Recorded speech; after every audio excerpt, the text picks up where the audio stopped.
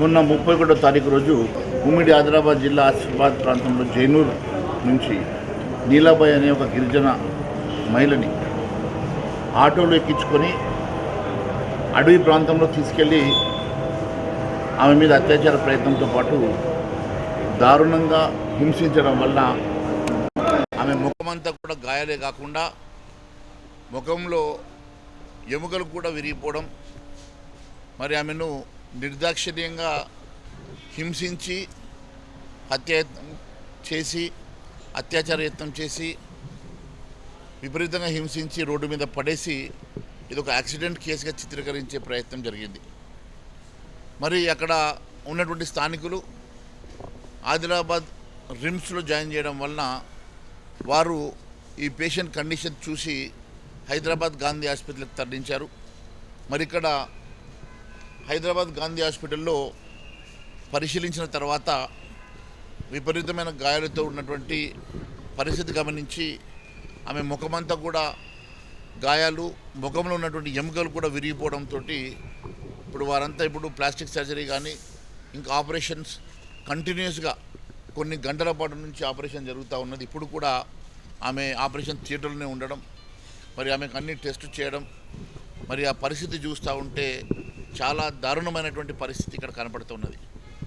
మరి ఈ రాష్ట్రంలో గత 3 నెలల నుంచి ఇలాంటి అత్యాచార యత్నాలు కానీ ఇలాంటి దాడులు కానీ ఇది మొదటిసారి కాదు.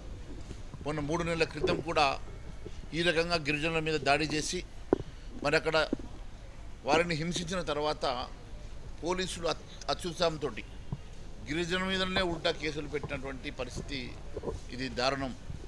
అంతేకాదు, మీరు నిన్న చూసినట్లయితే కాగజ్ నగర్ నుంచి ఒక అమ్మాయిని మజీద్లో అక్కడ రూమ్లో పెట్టి బంధించి 8 రోజుల పాటు ఆమెను రేప్ చేసి ఇష్టానుసారంగా మల్టిపుల్ టైమ్స్ ఆమెను రేప్ చేసి ఒక గిరిజన అమ్మాయిని హింసిస్తే ఒక రేప్ కేసు పెట్టేసి అరెస్ట్ చేసి ఇప్పుడు బెయిల్ మీద వాళ్ళు స్వేచ్ఛగా తిరుగుతున్న పరిస్థితి మనం చూస్తున్నాం. మళ్ళీ ఈరోజు ఇంకొక గిరిజన మహిళని ఈ రకంగా హింసించి చిత్రహింసలు పెట్టి ఒక ఎముకలు కూడా విరిగిపోయే విధంగా ఆమెను అక్కడ నిస్సాయ స్థితిలో రోడ్డు మీద పడేసి పంపించడము చూస్తూ ఉంటే ఈరోజు ఏ రకమైనటువంటి పరిస్థితి ఈరోజు లా అండ్ ఆర్డర్ పరిస్థితి రాష్ట్రంలో ఉన్నదో, మరి గిరిజనుల మీద ఏ రకమైనటువంటి దాడులు జరుగుతూ ఉన్నాయో ఇది స్పష్టమవుతున్నది. నేను ఒకటి అడుగుతూ ఉన్నాను, 1/70 ఉన్నటువంటి గిరిజన ప్రాంతంలో ఎక్కడి నుంచో వచ్చినటువంటి ఈ ముస్లిం యువకులు మరి ఎక్కడి నుంచి వచ్చారు, ఎంతకాలమై అక్కడ వచ్చి నివసిస్తూ ఉన్నారు, మరి రోహింగా ముస్లింలు కూడా అక్కడ ఉన్నట్టుగా మరి చాలామంది చెప్తున్నారు. మరి రోహింగా యువకులు ఈ రకంగా మరి రేపులు చేయడము, ఈ రకంగా గిరిజన మహిళల మీద అత్యాచారాలు చేయడము, ఈ రకంగా హింసించడం అనేది చేస్తున్నారని చెప్పి అక్కడ స్థానికులు ఆరోపిస్తున్నారు.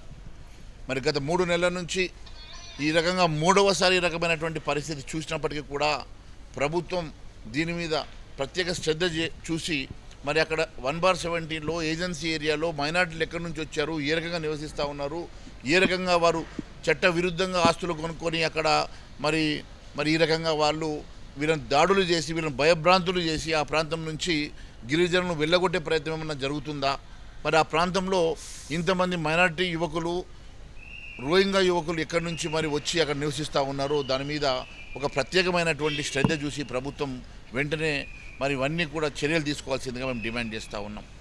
అంతేకాదు, ఈ గతంలో చేసినటువంటి రేపుకి గురైనటువంటి అమ్మాయిని ఇప్పటి వరకు ఆదుకొని ఆ అమ్మాయికి మరి ఉద్యోగం ఇవ్వకుండా గాలి వదిలేసినటువంటి ప్రభుత్వం ఈరోజు ఈమెను కూడా ఇంత దారుణంగా మరి రేపటి ఇప్పటి వరకు కూడా దాని మీద ఇప్పటివరకు ఇన్వెస్టిగేషన్ జరగలేదు.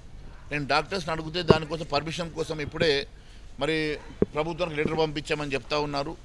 మరి 5 రోజుల తర్వాత కూడా రేపు జరిగిందా జరగలేదా అన్న ఇన్వెస్టిగేషన్ జరగలేదని అంటే మరి ఏ రకమైనటువంటి ఆర్గనైజేషన్ అడ్మినిస్ట్రేషన్ ఇక్కడ ఉన్నదో అర్థమవుతున్నది. 6 రోజుల తర్వాత మరి రేప్ జరిగిందా లేదా అని ఇన్వెస్టిగేషన్ చేయడం చాలా ఇబ్బందిగా ఉంటుంది. ఎందుకంటే ఆమె ఇప్పటికే స్నానం చేయించారు, బట్టలు మార్చారు. మరి ఇప్పుడు ఆ రేప్ జరిగినట్టు ఆధారాలు మరి మటుమాయమైనయా, మరి రేప్ జరిగిందా లేదా, మరి ఆమె భయపడి రోజు మాట్లాడే పరిస్థితులు కూడా లేనటువంటి పరిస్థితి మనం చూస్తున్నాం. విపరీతమైన గాయాలతోటి ముఖ ఎముకలు కూడా విరిగిపోయినటువంటి పరిస్థితి మనం చూస్తూ ఉన్నాం. మరి ఈ కుటుంబాన్ని ఆదుకొని ఈ కుటుంబంలో ఒకరికి ప్రభుత్వ ఉద్యోగం ఇచ్చి ఈ కుటుంబాన్ని పూర్తిగా ఆదుకోవాల్సినటువంటి బాధ్యత ఈ ప్రభుత్వం మీద ఉన్నది. ఇలాంటి చర్యలు ఒక్కొక్కసారి జరగకుండా చూడాల్సినటువంటి బాధ్యత కూడా ఈ ప్రభుత్వం మీద ఉన్నది. అంతేకాకుండా ముస్లింలు రెచ్చిపోయి ఈ రకంగా గ్రామీణ ప్రాంతంలో పడి అమాయకులమైనటువంటి గిరిజనులను ఈ రకంగా హింసించి వారిని మహిళల మీద అత్యాచారం చేయడం అనేది బాధాకరం. కఠినాధికఠంగా వారిని శిక్షించడమే కాదు, ఎవరైతే తెగించి ఈ రకమైనటువంటి పనులు చేసినటువంటి వాడికి ఉరిశిక్ష వేయాల్సిందిగా మేము డిమాండ్ చేస్తూ ఉన్నాం. అంతేకాకుండా ఇలాంటి పునరావృతం కాకుండా చూసుకోవాల్సిన బాధ్యత ఈ ప్రభుత్వం మీద ఉన్నది. ఖచ్చితంగా ఇలాంటి ఘటనలు ఎక్కడ జరిగినా కూడా భారతీయ జనతా పార్టీ తీవ్రంగా ప్రజల్లోకి వెళ్ళి పెద్ద ఎత్తున ప్రజాందోళన చేయాల్సినటువంటి పరిస్థితి ఏర్పడుతుంది.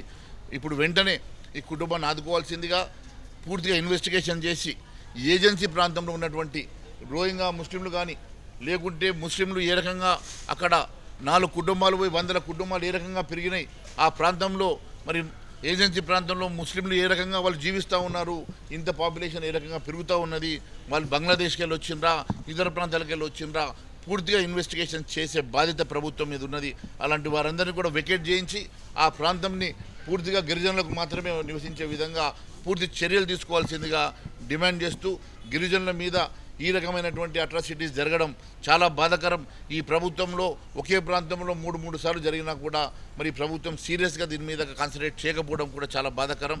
మరి అదే మాదిరిగా మరి మంత్రి గారు సీతక్క గారు వచ్చి అసలు రేపే జరగలేదని ఆమెనే సర్టిఫికేట్ ఇవ్వడం చాలా బాధాకరం.